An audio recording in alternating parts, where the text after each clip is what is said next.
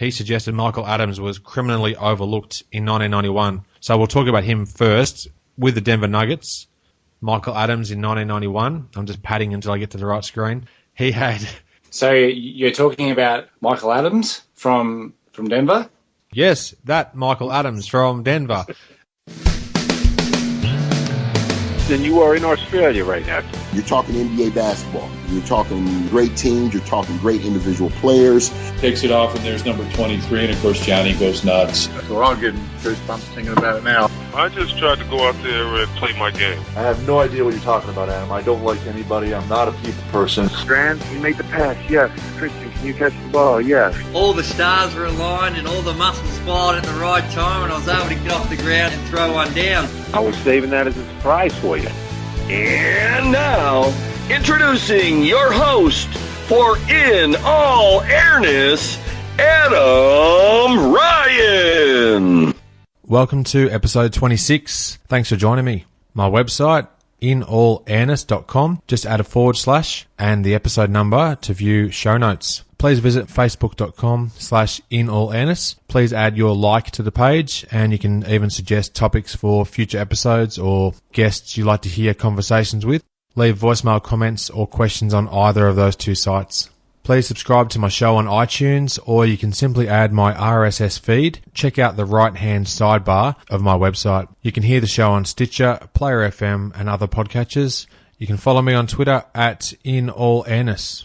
I want to personally thank J.W. Boland, aka John Boland, and Shorey, 1973, for their written iTunes reviews. Thanks very much, guys. I do really appreciate that. The show currently has 14 5-star ratings on the Australian iTunes store, which is just tremendous. If you add a review, I'd love to mention your name in a future episode of this show. Your ratings and reviews, as I do like to say, are the ultimate assist, and they help me reach a wider audience and give me the opportunity to get even greater high-profile guests on the show in future episodes. So please take just a moment to help rate and review the show. On this episode, I'm joined again by a good friend of the show, Aaron Steen. We discuss and dissect all things 1991 NBA season. Hope you enjoy it. We had fun recording it, as always. Now, on to the show. Today, I'm joined again by my good friend, Aaron Steen. Aaron, how are you, mate? Adam, once again, mate, thank you for having me. Not a problem at all, mate. Good to have you back. Been a little while since we've done a recording, so I'm looking forward to this one. And today, we're going to be chatting about the great 1991 NBA season. One of the great seasons of all time for numerous reasons. Of course, the Chicago Bulls winning the title always helps as well. Do you have a standout memory from the 91 season in particular, or is it just too difficult to narrow down?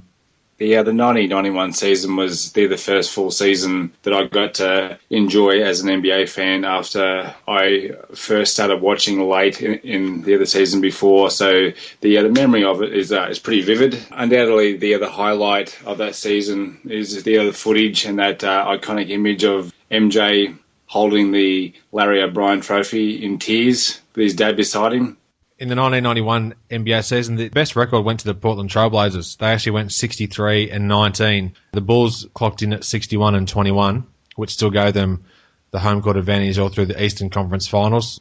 And obviously because Portland didn't make it to the NBA Finals, the Bulls ended up getting home court during the Finals as well. So the Blazers were 63 wins. They had 114.7 points per game, which was third best in the league. Conversely, the worst record in the league went to the Denver Nuggets, who went 20-62. They were first in the league in points per game at about 119.9, but unfortunately their point differential was minus 10 point something, so they were actually outscored, and it was 130 points a game that they allowed. So not great news there for the Denver Nuggets. That stat in itself is extraordinary, that the worst team in the league was the highest scoring team in the league. And what's even more extraordinary is the fact that they let through 130 points per game as well. That's quite humorous. The Bulls finished with a franchise record of 61-21 and then went 15-2 in the playoffs in their 25th anniversary season, and of course culminated in the first title in franchise history. And they finally got over the hill by defeating the Detroit Pistons in the Eastern Conference Finals after falling the previous 3 seasons. Let's get into some of the award winners for the 91 season, mate. We might as well jump straight into it. The MVP of the league, the great Michael Jordan. He averaged 31.5 points a game, along with 6 rebounds and 5.5 assists per contest. Pretty clear-cut winner there, you'd imagine. his shooting clips were also pretty good for that season. So when Jordan did receive his MVP award, he was joined at half court by his teammates. A good sign of solidarity there from the players. They were all as one as Jordan accepted the award, and he was actually tearing up at half court as well. Might have been because of the fact David Stern was standing on his foot at the time, but I'm not too sure. This season was undoubtedly MJ at his team-oriented best. After winning the NBA championship, he included all of his teammates in the "We are going to Disneyland" ad as well. So Jordan was the MVP award winner. The Rookie of the Year that season was Derek Coleman, DC, who averaged 18.4 points a game along with 10.3 rebounds and 2.2 assists. A very good rookie campaign from Derek Coleman. It was actually a pretty decent draft class that year, not as star-studded as some other seasons, but you had Derek Coleman at number 1, Gary Payton at number 2, Tyrone Hill, who played in an All-Star game, at number 11, the great rebounder eventually from the New Jersey Nets, Jason Williams, number 21, Eldon Campbell was the last pick in the first round. At 27, you had Tony Kukoc, got drafted by the Bulls in 1990, didn't make it to the team until the 93-94 season. He went number 29, and Cedric Ceballos was the number 48 pick in that draft. So they had a pretty good spread of good players right through the first and second rounds. Yep, some very good NBA names there. And actually, a little known fact about Cedric Ceballos. No, I won't go there, mate. It's already been done on another episode. For those that listen regularly, you'll know exactly what I'm talking about there. Let's go on, mate, straight to the Defensive Player of the Year. One of your favourite players, no doubt, and mine, the great Dennis Rodman.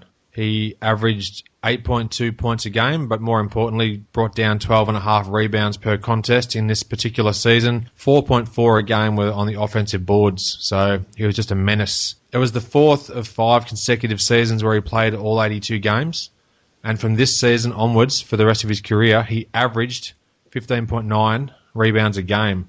So he's a 7-time all-defensive first team. Just an incredible career, really. Obviously, he's a Hall of Famer. A magnificent season there from the Worm. He had his breakout year the year before when he made the All-Star team for the first time. Didn't make it in 1991, his first Defensive Player of the Year award, and of course went on to have an amazing career with the Pistons, Spurs, and the Chicago Bulls, among others. I guess I should add those, the other dregs that he had at the end as well. Yes, the old Dallas Mavericks and LA Lakers, I think, were the last 2 stops on the Dennis Rodman World Tour. Yep. Most improved player for the season went to Scott Skiles of the Orlando Magic at that stage, and he upped his averages from 8 points a game and 5 assists in the 1990 season to 17 points, 8 assists, and 3 rebounds a game in 1991. So still a very young Orlando Magic team, only a few years from their expansion debut, but Scott Skiles was a quite deserving pick, I guess, for most improved player in that 91 season. Particularly due to a game that he had on December 30 in 1990 against the Denver Nuggets in Orlando, when he broke the NBA record for the most assists in a game with 30, which is a record that still stands, which is very impressive. Exactly right. He certainly was dishing out many dimes on that particular evening. Sixth Man of the Year award in 1991 went to one of my favourite players back in the day, the great Detlef Schrempf, who was with the Indiana Pacers. He averaged 16 points a game and had 8 rebounds and 4 assists, along with 2 blocks, and he played all 82 games in that season, only started 3 of them. He won the 92 Sixth Man of the Year award as well. So along with Kevin McHale and Ricky Pierce, they're the only other guys to win the award multiple times. One of the great original international players of the NBA, and the Indiana Pacers uniforms also at that stage were at their coolest as well, with the white and yellow stripes down the side. All right, let's quickly get into the All-NBA first-team selections for 1991. It was led by the following players: Charles Barkley, Magic Johnson, MJ, Carl the Mailman Malone, and David the Admiral Robinson. I'm not sure why the dramatic pause there, but the Admiral was the 5th person in that All-NBA first team. Quite hard to argue with any of those selections. Perhaps Karl Malone for yourself. Probably got stuck on his name and David Robinson's because you were afraid I was going to reach through the iPad and choke you.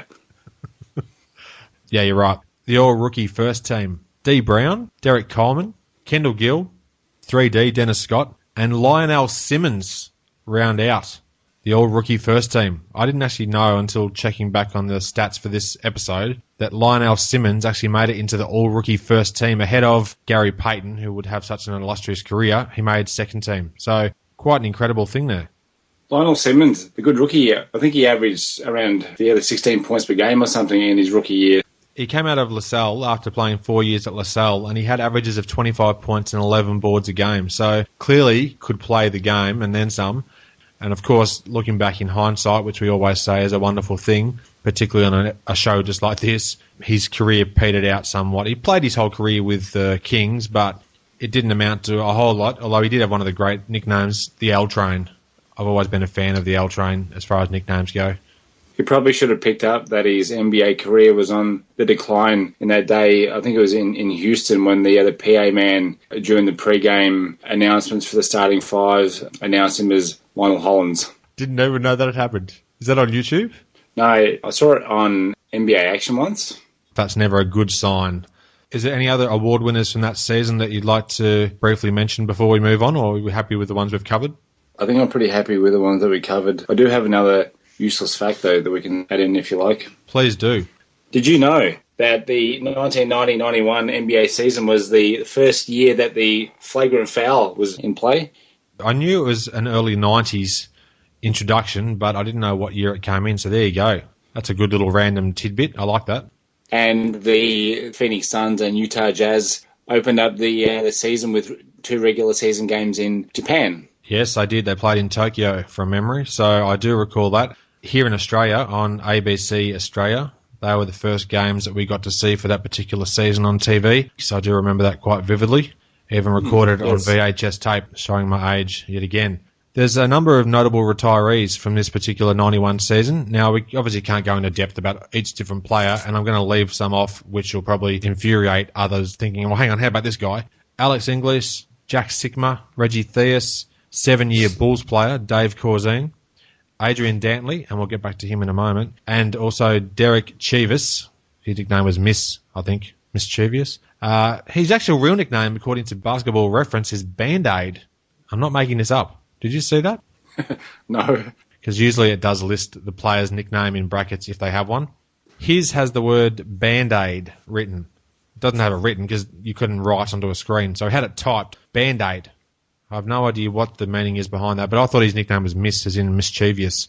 There were a couple of notable retirees, and also there's one brought up by somebody on Twitter when I did throw out the question about 1991 NBA season. Ian Lockhart played 1 game with the Phoenix Suns in 1991. Incredibly, he did not get his career extended any further because he went 1 for 1 from the field, 2 of 2 from the free throw line, and had no turnovers. So he had a perfect game, effectively, and unfortunately his career didn't go past that first and only NBA game. Also, if any people who have any issues with the other content of our podcast, as in if we happen to leave a retiree out while it's our podcast, then that's just too bad. So now you've actually not only alienated some of the possible guests on the show, you've also started to alienate some of the listeners. So that's really encouraging. Now, Steve Smith, not the Steve Smith that most people would think of straight away when you hear that name, but Steve Smith on Twitter, at Steve Smith FFX. He was the one who suggested that we discuss Ian Lockhart, so hopefully he enjoyed that. And now you have some trivia that you can bring out at future occasions based on that research. So thanks to Steve. All right, let's get into a few more random stats, mate. A couple of these have been brought up by some people on Twitter. So when we threw the question out about 1991 NBA season, a few people chimed in, and these are the following bits of information based on that feedback. So thanks to those people that did that. Michael Adams and Orlando Woolridge. I think you even might have suggested Orlando Woolridge in the follow-up comment, but Chris, a.k.a. at Wince84, he suggested Michael Adams was criminally overlooked in 1991. So we'll talk about him first. With the Denver Nuggets, Michael Adams in 1991. I'm just padding until I get to the right screen. He had... So you're talking about Michael Adams from Denver? Yes, that Michael Adams from Denver. These are his 1991 numbers. 26.5 points a game, 10.5 assists per contest, 2.2 steals and 4 rebounds, if you don't mind. What an incredible line of numbers for that season. He was given the nod for the 92 All-Star game, probably based on the numbers from 1991. an incredible line from a team that really did struggle during that 1991 season. And as you mentioned before, the former Chicago Bull great Orlando Woolridge had a great year with the Nuggets in 1990-91 after having some of his own personal issues off the court. He only played in 53 games that year, but averaged 25.1 points per game, 7 rebounds, which showed you high potency scorer that he was right throughout his NBA career. For him to average 25 a game and Michael Adams 26 point something, over 51 points combined between them. So that was part of the reason why Denver lit it up in terms of their scoring for the season, but unfortunately their defense was just dreadful and they were giving up 130 points a game. So you can see why they had flashes of brilliance in terms of offense, but couldn't put it together on the court and struggled quite mightily, to be honest. When you start 3 guys like Orlando Woolridge, Michael Adams and Blair Rasmussen, 3 guys who aren't exactly defensive clampdown players, you can see how they inexplicably allowed 130 points per game that year. You're right. Now, another thing that Chris via Twitter brought up was Orlando Magic. Speaking of Orlando, it's a very vague segue there, but the Orlando Magic were in the Western Conference in 1991. As part of the alignment of conferences and the divisions and things like that and having the new expansion teams in the league, the Magic were actually based as a Western Conference team, even though they were clearly on the East Coast. So that was quite interesting in itself, just another bit of random information there. But thanks to Chris for digging into that and providing that information to me before we recorded today. I'm pretty sure that, along with the Orlando Magic, that the Charlotte Hornets were at one point in the West as well. Yeah, there's a couple of different rearrangement of conferences and divisions and things in the early 3 or 4 seasons that these expansion teams were in the league. They finally did get sorted and ended up, for the most part, being in the correct divisions and conferences going forward. Now, another Twitter mention, this time by a good mate of mine and of the show, Todd Spear, at Todd Spear 35 on Twitter. He did mention the great Bernard King. He had a great season in 1991, coming off that incredibly tough comeback from almost career-ending knee surgery many years prior. Bernard King had a season for the ages. At the age of 34, he played 64 games with the Washington Bullets in 91, and he had 2 50-point games, 9 40-plus point games on a team that he all but single-handedly dragged to a 30-52 record. So it must not go without saying that what a great player Bernard King was, albeit his career was tragically affected, I guess, by multiple injuries, but a fantastic effort at age 34. An incredible comeback from Bernard, who was an awesome player in the 80s, definitely one of the marquee names in the early 80s in the NBA. And his season was punctuated by his 3rd team All-NBA selection too, I think, which was really impressive. Yeah. Another Twitter follower, mate. This time, Travis Reed. So thanks, Travis, at Travis M. Reed. He has suggested you can't do a 1991 episode without referring to D. Brown's blind dunk. 1991 All-Star Weekend Slam Dunk Contest. We've purposely steered clear of discussing the All-Star Weekend festivities as far as three-point shootouts and dunk comps go. However, and I can see on camera now, which is fantastic, and it's distracted me mightily, but I love it, you've just pulled out a pair of Reebok pumps, which look absolutely brand new. Just talk about that for a second, mate. I'm quite stunned at this stage. That's right, Adam. I'm holding a pair of the Reebok Omni Lights that D. Brown wore at the dunk comp and made a lot of money for Reebok that year he had all the cameras on him, and in between dunks, he'd reach down and pump up his sneakers. And then after he did his dunk, he let the air out, which was just invaluable marketing for Reebok and the Reebok pump sneaker. That dunk comp was the top 10 all-time dunk comp with some of the participants in it, but in particular, D. Brown, 6'1", and what appeared to be about 45 kilos in weight because he was really, really skinny. But his dunks in that dunk comp were awesome. And another great event at that All-Star weekend was the other three-point shootout that was won by Craig Hodges of the Bulls. One of the most amazing sporting events, not just All-Star weekend events, but one of the most amazing sporting events that you'll ever see was Craig Hodges hitting 19 consecutive three-pointers in one of the rounds of the three-point shootout. So if you ever get a chance, hop on YouTube and look up Craig Hodges' 1991 three-point shootout. Absolutely awesome, Adam. Without doubt, and I'll include a link to this sort of stuff in the show notes, which can be found at inallairness.com/26, being episode 26. Yeah, that was fantastic. That shooting display by Hodges was incredible, and it was the first 19 straight that he hit to begin the round. Unfortunately, missed out on the all-time record in a single round, but it was the most impressive display of shooting I've ever seen.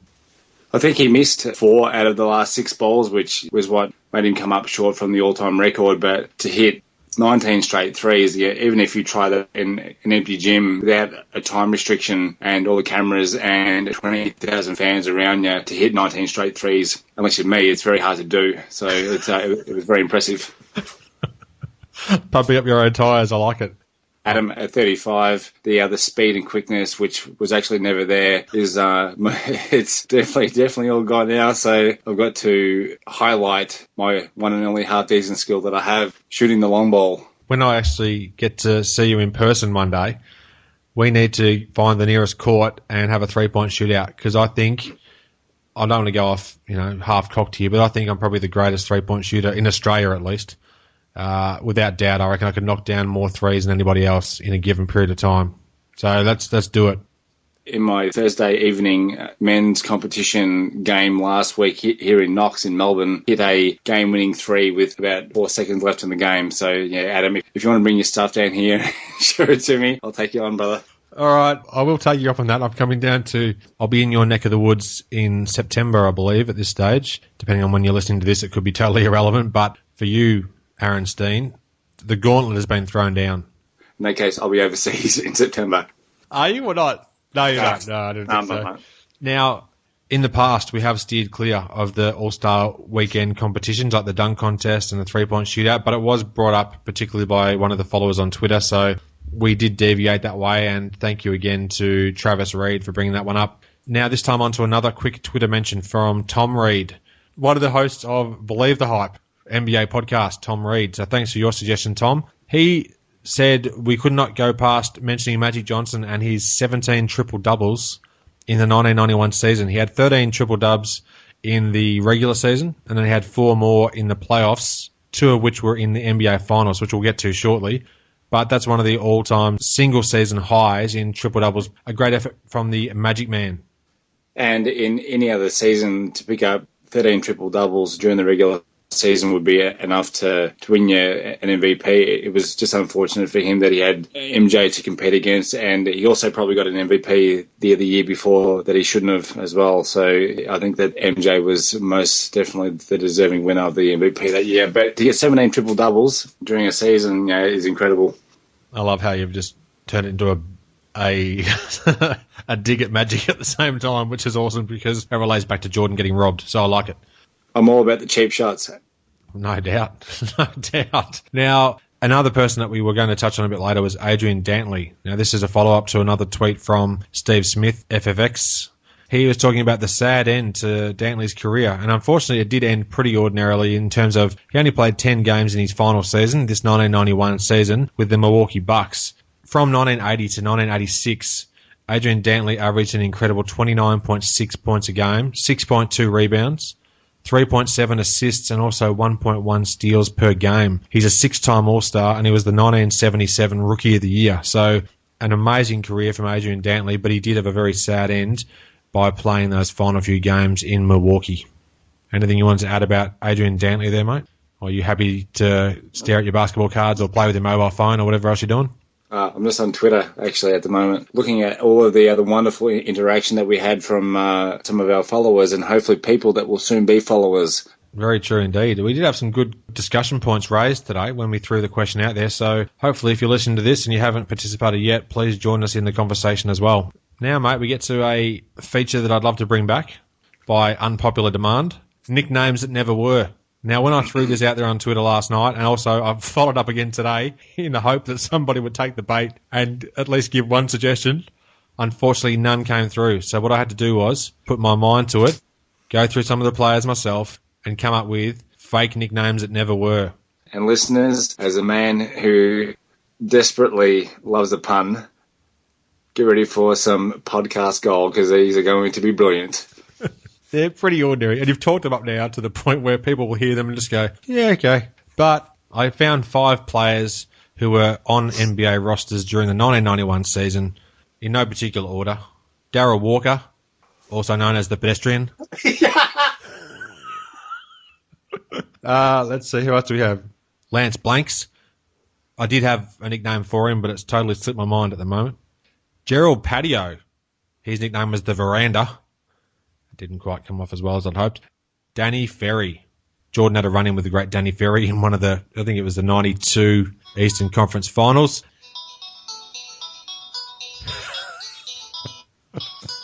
Is that the Alan Parsons project? What are you stopping for? I'm giving you some background music. Okay, keep going. Danny Ferry. He was also known as the transportation boat. Although that never really took off. And last but not least, Alan Ogg, who was also known as the Wizard of Ogg. Rest in peace, actually, Alan Ogg. I didn't actually know until I checked back on Basketball Reference today that Alan Ogg had passed away a few years ago. So, in all seriousness, rest in peace, Alan Ogg. Now,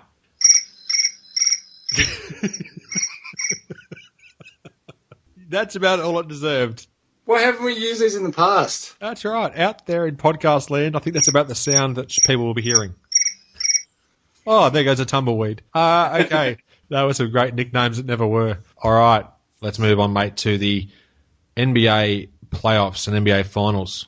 We won't go into every series, of course, but we will focus on the two teams that made it to the finals, the LA Lakers and the Chicago Bulls. So in the first round of the Eastern Conference Finals, the Bulls disposed handily of the New York Knicks in a 3-game sweep.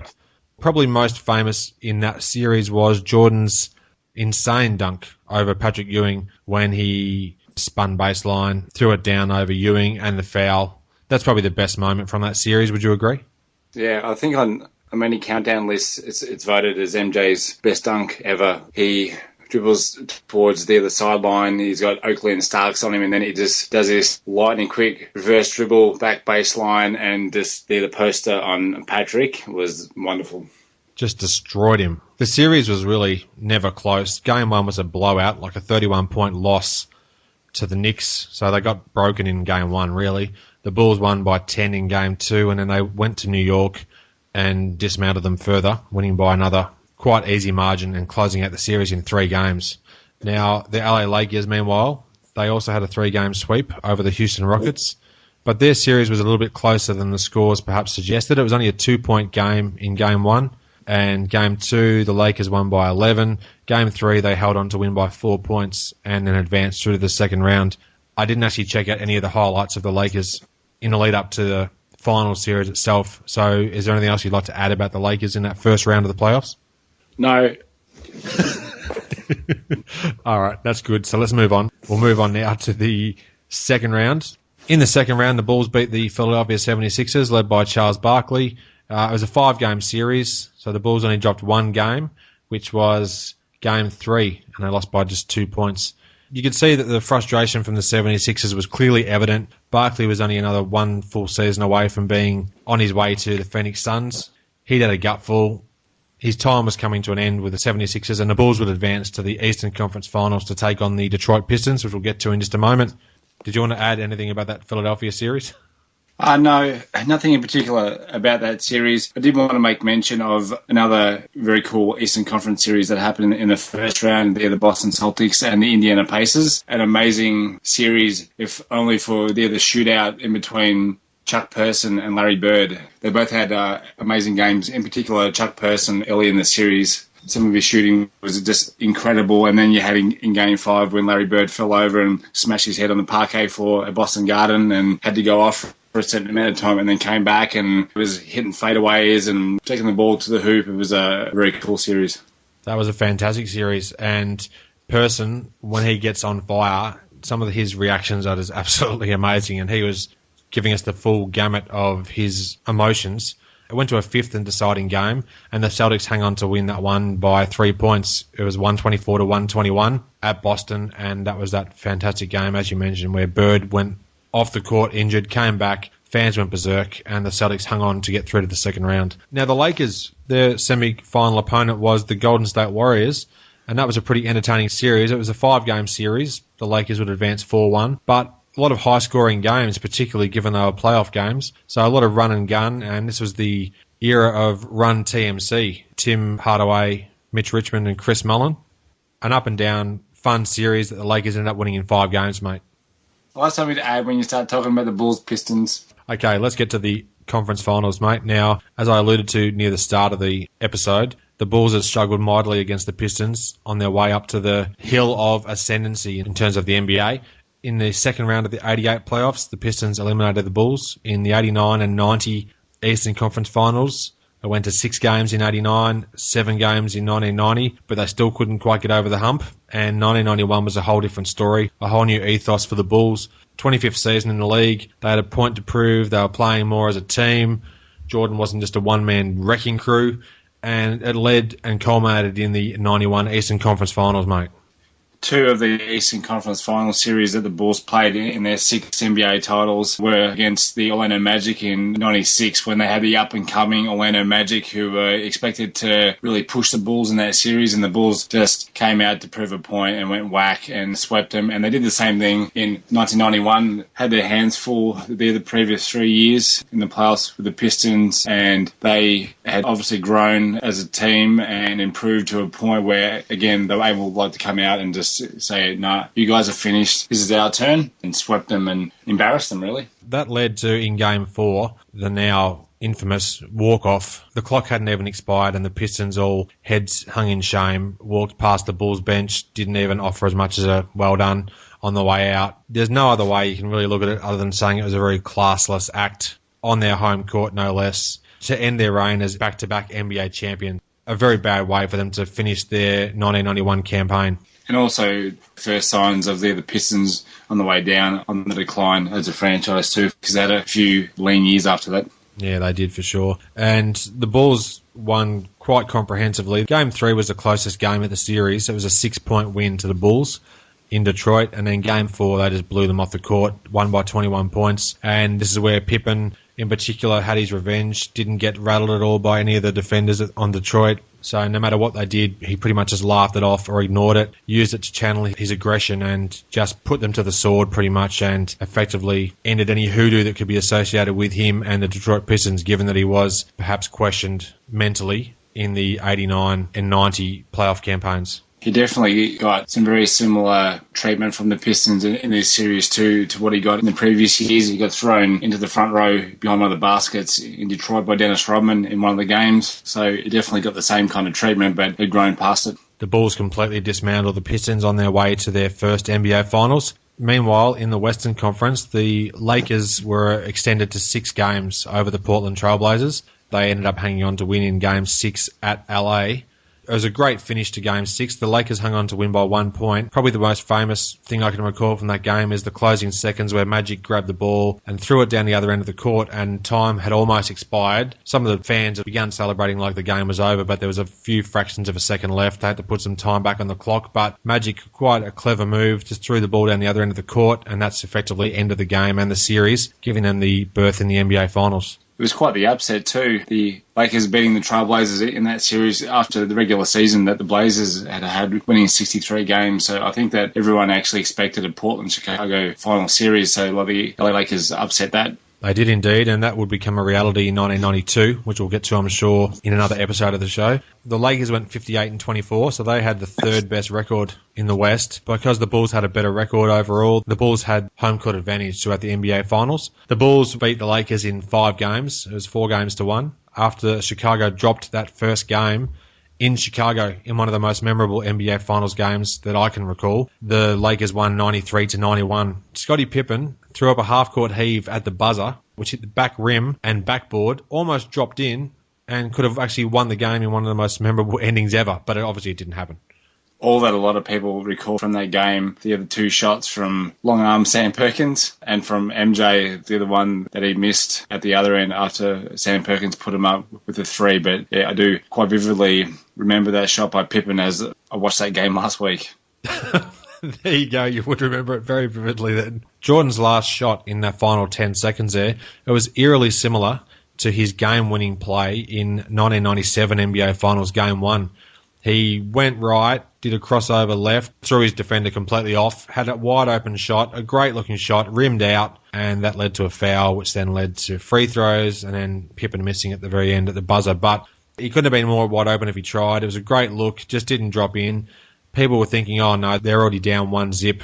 Are they going to be able to come back and win one to even it up? Little did we know they'd sweep the next 4 games. Now, game 2, Bulls had a win in a big blowout, 107-86, but there was many great things that happened in this game, including, of course, Jordan's miraculous layup that started off as a flying one-hander, which almost was a dunk, changed in midair, switched hands, left-hand lay-in, thanks for coming. That's obviously one of his biggest highlight moves ever in the NBA Finals, no less.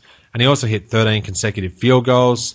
John Paxson was on fire. I mean, everything was happening. The Bulls blew out the Lakers and tied the series up, heading back to La La Land. It was one of those games like the other San Antonio Spurs had in the NBA Finals in 2013. I can't remember which game it was. They shot over 60% from the floor. It was one of those games where it's just an extraordinary shooting display that you hardly ever see, especially in the NBA Finals. But the Bulls did something like that in Game 2. They were just on fire, especially in the third quarter, which is when they blew the game out. Yeah. Now, Jordan had a great game in Game 2. His Game 1 was fantastic as well, it must be said. And in Game 2, he had 33 points, 13 assists, 7 rebounds. But also, he had plenty of assistants in the scoring column. Scottie Pippen, Horace Grant, both had 20-point games. Johnny Pax, 16 points on 8 of 8 from the field, if you don't mind as well. So, great effort by the supporting cast that really helped even the series back up and gave them plenty of momentum heading back to LA for the next 3 games. It was quite amazing that a younger team like the Bulls in their first NBA Finals series could drop Game 1 at home to the more experienced LA Lakers who had been there to the finals so many times during the 1980s and reel off the other 4 consecutive wins, especially the other 3 straight in LA. Quite remarkable. Game 3 headed back to Los Angeles and the Bulls hung on to winning an overtime classic, 104-96. Now, Jordan hit a really clutch bucket with about 4 seconds left in regulation over the outstretched arms of Vlade Divac, sent it into overtime. So the Bulls outscored the Lakers 26-20 in that fourth quarter, and then they hang on to win in OT, taking a 2-1 advantage. Now, Jordan had another fantastic game, just missed out on a triple-double. He had 29 points, 9 assists, 9 rebounds. But also Horace Grant had another fantastic game. He had 22 points and 11 rebounds, along with 3 assists as well. So plenty of help there for MJ as the Bulls took that 2-1 advantage and really started to get a stranglehold over the LA Lakers. One thing MJ definitely got during that series was great help from his supporting cast. Like Scotty had some amazing games all throughout the series, in particular in clincher where I think he had 33 points. But he got great support from guys like John Paxson, Horace Grant, Cliff Livingston. He was really good off the Bulls bench. So he got some great support, which I think undoubtedly he needed to win that first title. Yep. Now, John Paxson was fantastic supporting Jordan and the Bulls in general during the whole series. He was just incredible from the field and hit some major clutch shots. But also, it must be said that good news, Cliff Livingston was a really key player on the playoffs run in general, but also had some great games and some really telling moments during those final series where he came in, provided heaps of energy and excitement like he does. And, yeah, he was a very crucial cog on that team. Another thing that should be noted in this series, Phil Jackson and the Bulls coaches decided to switch things up and put Scottie Pippen on Magic Johnson. It made things a lot tougher for the Magic Man with someone stronger and quicker than himself, comparable height, playing some really tight D on him. So Magic was thrown for the most part. It was a really telling move in terms of the series itself, and it helped the Bulls definitely get that advantage they needed to secure those final wins back in LA, mate. Yeah, definitely one of the key moves of that series. The Lakers made a couple of adjustments and started going through guys like Divac a bit to try and counter that move. But that series was undoubtedly Scottie Pippen's coming out party. From that point on, he became one of the top 5 or 10 players in the NBA. Now, let's go ahead to Game 4. The Bulls had a 2-1 lead. They ended up winning by 15 points and taking a stranglehold 3-1. Jordan led the Bulls again in scoring. He had 28 points, but importantly had 13 assists, so he was a definite playmaker as well. 4 other Bulls scored in double figures, which is fantastic. Now for the Lakers in Game 4, Vlade Divac had a fantastic game.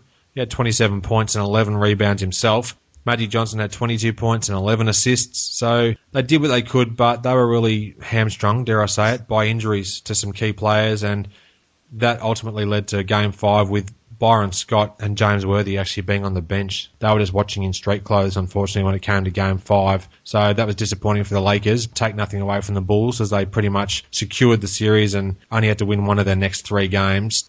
The Bulls were helped a little bit by the injuries to Scott and Worthy, but I think that the way the Bulls were playing, they weren't going to be denied. They were going to win that series regardless. Yeah, you're right. Now let's get on to Game 5. This is where the Bulls wrapped up the entire championship. It was a 108-101 victory. The LA fans, for the most part, were pretty much stunned, aside from Jack Nicholson storming the court and congratulating Phil Jackson just after the buzzer went. Pippen, as you said, had a monster game. He actually had 32 points on 10 of 22 shooting, 7 assists, 13 rebounds. Thank you very much. And Jordan had 30 points and 10 assists. And then Johnny Paxson again came up huge, hit some massive shots, and he was 9 of 12 from the field, which in itself is fantastic. So he had 20 points, 4 assists, and even 3 rebounds as well. So he does get credit for that incredible run he had during the 91 finals. But, boy, he was a mainstay. And without his assistance, along with Pippen and Jordan and Horace Grant, of course, really could have caused some trouble for the Bulls. But he came through and was very much a great supporting character. I think at that time that Johnny Paxson was actually a free agent after that season. And I guess there would have been some conjecture as to whether or not the Bulls were going to re-sign him, but I remember reading in Sam Smith's great book, The Jordan Rules, about the plane ride home from LA to Chicago after they won the title, about Stacey King telling him each one of those jump shots was like the cash register ringing up extra $100,000 on his contract at the end of that season. So yeah, if there was some umming and ahhing about him being re-signed, the performance in the finals was the full stop for him. Well said, mate. And there was only 7 players who played in Game 5 for the LA Lakers, which is quite amazing. Usually you'd have 8 or 9 players who would see action, but only Sam Perkins, Eldon Campbell, Magic Johnson, AC Green, Tony Smith, Terry Teagle and Vladdy Divac got court time. No one else. They were either DNPs or they were actually injured. Quite amazing that only 7 players would actually lace it up. In that final game, Sam Perkins had 22 points, Magic Johnson had 16, and Eldon Campbell actually stepped up nicely and got 21 points himself. But yeah, the Lakers just couldn't get it together. They had a few injuries, and the Bulls just completely outplayed them and secured their first ever NBA Finals victory. Amazing scenes post-match, which you alluded to earlier. Some fantastic scenes there, mate, as they headed back into the bowels of the Forum, the Great Western Forum, to celebrate that first ever NBA title. The short-handedness of the Lakers was definitely shown by the amount of minutes that rookies Eldon Campbell and Tony Smith played in that game. The celebrations after the game were fantastic for the Bulls with their first title in franchise history, and it's something that I'll never forget. Some very fond memories for me as well, even over here in Australia, having to see it on tape delay and whatever else for us here. Now, just a couple of quick stats overall, the composite box score from the series. Jordan averaged 31.2 points, 6.6 boards, 11.4 assists, 2.8 steals, and 1.4 blocks. So he just did it all for the whole series. Pippen wasn't far behind in terms of getting close to a triple-double average. He averaged about 21 points, just under 10 boards, and 7 assists, thereabouts. Horace Grant fitted in nicely. I mean, Magic Johnson did it all for the Lakers. He did what he could, averaged just under 19 points, had 8 rebounds, and 12.5 assists a contest. So the Lakers were just outmatched. The talent of the Bulls just came to the fore, and there was nothing they could really do in that 5-game loss to the Bulls. The Finals MVP went to Jordan. The Bulls were the first-time champions. That wraps up the 91 NBA season, mate. Anything you'd like to add? No, just that I can be contacted via Twitter at Steeny, spelled Stehny. My good friend Adam Howes and I also are co-administrators of the official Johnny Red Kerr page on Facebook. I look forward to talking NBA and Bulls in particular. No problems at all, mate. And I'll include links to all those things that we've mentioned throughout the episode and how to contact us on the website. Just head to inallairness.com/26. So, Steeny, thanks again for joining me, mate. Been a great trip down memory lane as usual, and I look forward to future chats that we have. Giddy up. Thanks for listening. I hope you enjoyed the show and share my web address with your friends and colleagues, inallairness.com. Check out the podcast archive for plenty more episodes with high-profile guests. Follow me on Twitter at inallairness. Please visit the show's social hub, facebook.com/inallairness. Join me next time for another edition of the show.